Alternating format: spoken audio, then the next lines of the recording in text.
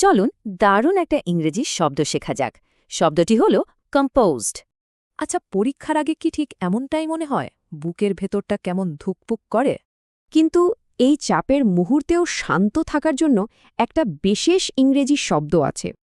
আর সেই শব্দটা হল কম্পোজড, মানে একদম শান্ত থাকা, নিজের আবেগকে নিয়ন্ত্রণে রাখা। বিষয়টা আরেকটু সহজ করে বুঝতে চলুন মিনার গল্পটা শুনি।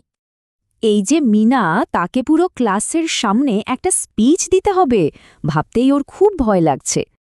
ওর হার্টবিট খুব বেড়ে গেছে, হাত কাঁপছে, আর মাথাটা কেমন যেন জট পাকিয়ে গেছে। ঠিক তখনই মিনার মনে হলো কম্পোজ থাকতে হবে। ও একটু থামল, একটা লম্বা শ্বাস নিল। সাথে সাথেই ওর মনটা পরিষ্কার আর শান্ত হয়ে গেল। এই শান্ত অবস্থাই হল কম্পোজড। আর কম্পোজ থাকার কারণেই মিনা দারুণ একটা স্পিচ দিল, সবাই খুব হাততালি দিল। তাহলে বুঝতেই পারছেন, কম্পোজড থাকাটা কিন্তু একটা সুপার পাওয়ারের মতো, সবখানে কাজে লাগে। চলুন দেখি বড়রা তাদের কাজের জায়গায় এই সুপার পাওয়ারটা কিভাবে ব্যবহার করে।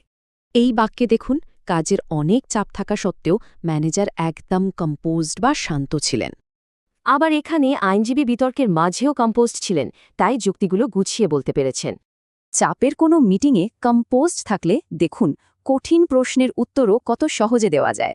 পার্থক্যটা খেয়াল করুন, আতঙ্কিত অবস্থায় মন থাকে এলোমেলো, আর কম্পোজ থাকলে একদম পরিষ্কার। কম্পোজড হওয়া কিন্তু কঠিন কিছু না, শুধু এই 3টে সহজ স্টেপ ফলো করতে হবে। নিয়মিত এটা অভ্যাস করলে যে কোনো কঠিন পরিস্থিতিকে অনেক বেশি সহজ মনে হবে। তাহলে এই সপ্তাহে কখন কম্পোজ থাকার অভ্যাস করা যায় সেটা কিন্তু ভেবে দেখার বিষয়।